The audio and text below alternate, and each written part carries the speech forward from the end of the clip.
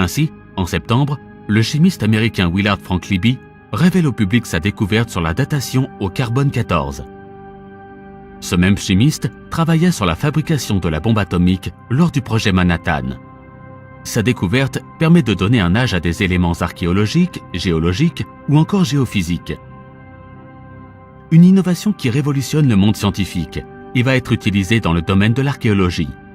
La contestation devient désormais difficile. La datation au carbone 14 impose une norme encore utilisée de nos jours. L'application de cette méthode à des événements anciens, tout particulièrement lorsque leur âge dépasse 6000 ans, a permis de les dater beaucoup plus précisément qu'avant. On redessine notre histoire peu à peu à l'aide de cette nouvelle technique, le carbone 14. On ne peut dater que des éléments organiques. Mais la méthode utilisée n'est pas infaillible. En effet, la présence d'un ou plusieurs contaminants naturels ou artificiels des échantillons peut fausser les résultats de plusieurs milliers d'années.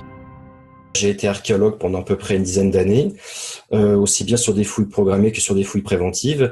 J'ai travaillé aussi bien sur de l'interprétation que sur de la datation, et j'ai fait beaucoup de choses sur la période médiévale et gallo-romaine. Par exemple, quand on veut faire une datation au carbone 14 d'un élément, on estime que c'est de l'an 1000 à peu près. On donne une approximation du résultat que l'on attend. Et en fait, le laboratoire veut se servir de cette approximation-là pour voir si les résultats qui sont obtenus sont aberrants en termes scientifiques ou pas. Donc, ça veut dire qu'on donne des indications au laboratoire avant même que ce laboratoire ait fait ses propres analyses. Donc, on se demande un petit peu quelle est l'histoire de cette datation-là, quoi. C'est un petit peu l'histoire de la poule et de l'œuf. En fait, il y a deux types de datation en archéologie. Il y a ce qu'on appelle la datation absolue et la datation relative. Quand on a un doute en dendrochronologie, on utilise le carbone 14. Et quand on a un doute sur le carbone 14, on utilise la dendrochronologie.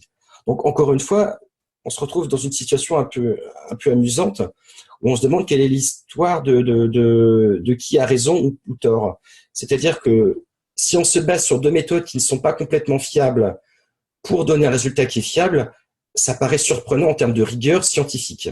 Donc, on peut même aller plus loin. C'est-à-dire que on peut prendre l'exemple de datation qui a été faite sur le site de Guinée, dans le Michigan. Donc, la datation au radiocarbone a daté le site de 2880 ans avant Jésus-Christ, alors que par thermoluminescence, ce même site a été daté à 12 400 ans. Voilà, on a 10 000 ans d'écart entre la datation au radiocarbone et la datation par thermoluminescence. Les sites préhistoriques ne sont pas datés autrement que par la présence de charbon de bois. C'est-à-dire que si on trouve un charbon de bois dans une grotte où il y a de l'art pariétal, on considère que la datation de ce charbon de bois va permettre de dater les peintures qui sont sur les murs. La grotte de Lascaux, on l'a datée parce qu'il y avait des charbons de bois qui avaient été trouvés dans la grotte. Mais si on regarde avec un petit peu plus d'attention cette datation-là, on se dit qu'il y a des choses qui sont quand même très louches.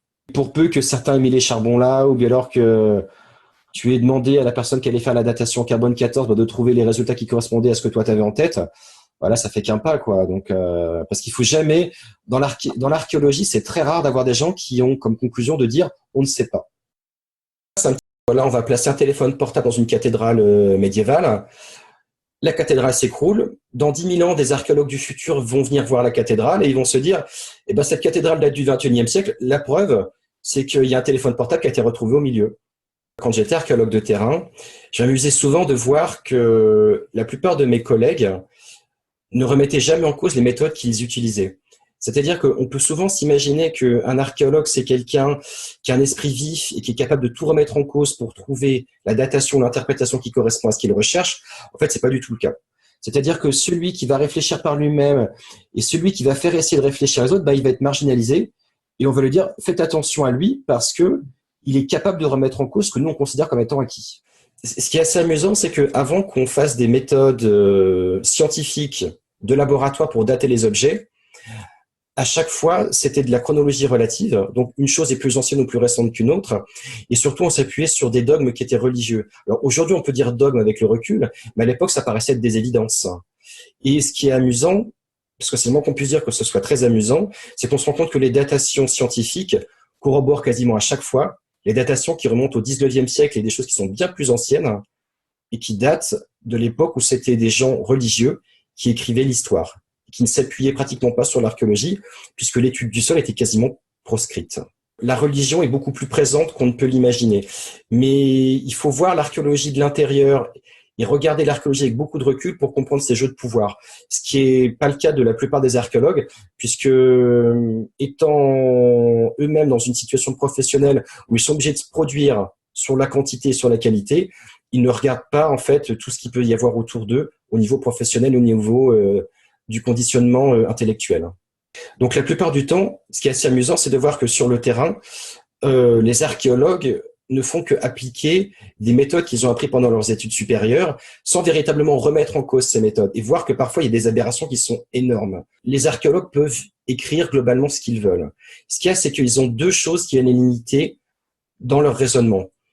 La première chose, c'est leurs études supérieures et toutes les connaissances qu'ils ont pu acquérir pendant toutes ces années de travail, bien souvent très laborieuses. La deuxième chose, c'est tout simplement le fait que chaque rapport de fouille, chaque rapport scientifique, archéologique, passe à un moment donné par un contrôle. C'est-à-dire que vous avez des archéologues qui parfois vont donner une datation dans leur rapport et cette datation-là va être retoquée. C'est-à-dire qu'on va dire, monsieur, nous considérons que la datation que vous donnez, l'interprétation à votre site ou à vos vestiges archéologiques est totalement farfelue. Donc en fait, il ne s'agit pas véritablement d'une forme de pression qui est exercée sur les archéologues, mais plutôt une forme d'autocensure. Il y a une guerre entre les archéologues qui étudient le terrain et les historiens qui étudient les textes. Et cette guerre commence dès l'université, puisque les archéologues, eux, vont fouiller l'été pendant 1 mois ou 2 par an, alors que les historiens, eux, sont toute l'année dans leur bibliothèque à essayer d'épurer des vieux textes dans différentes langues. Et on se rend compte qu'en fait, aussi étrange que cela puisse paraître, ce sont souvent les historiens qui vont s'appuyer sur les textes, qui vont avoir raison sur les hommes de terrain, qui vont dire mais ce que l'on trouve est totalement différent de ce qui est marqué dans vos livres. Un historien aura quasiment toujours raison sur un archéologue. Même si l'archéologue amène des preuves matérielles, ce sera toujours l'historien qui, en montrant un vieux livre, en montrant un vieux texte qui a été exhumé quelque part, c'est toujours lui qui va avoir raison sur l'archéologue. Une question qui est quasiment jamais abordée dans l'archéologie, c'est quel est l'événement qui a été générateur de la fin de l'ère glaciaire. Et qu'ont pu devenir toutes ces civilisations passées qui ont vécu cette déglaciation assez rapide. Les gens qui sont très spécialisés, qui travaillent là-dedans, dans ce domaine-là, en fait, il y a un blackout complet sur les dernières inversions magnétiques des pôles. Et au-delà de l'inversion magnétique des pôles, eux, ce qu'ils disent souvent, c'est qu'ils ne travaillent pas sur une inversion magnétique, mais ils travaillent sur, en fait, ils travaillent bien plus sur une démagnétisation de la Terre qui mène soit vers une inversion des pôles, soit sur un rééquilibrage et une situation des pôles qui était analogue à ce qu'il y avait avant.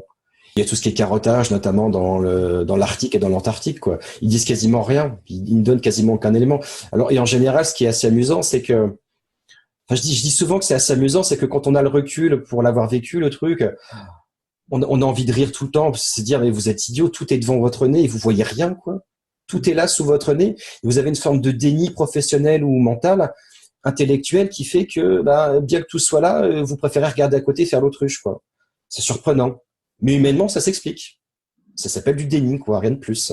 L'archéologie, c'est une chose, mais au-delà de ça, il y a 2 autres éléments qui sont très importants pour voir les bouleversements, c'est l'observation des étoiles et la géologie. La conclusion à toutes ces histoires de datation, c'est qu'il faut surtout pas hésiter à remettre en cause ce que l'on croit avoir acquis pendant des années d'études. Et la deuxième chose, c'est qu'il faut savoir aussi se dire, dans certains cas, on ne sait pas. La précision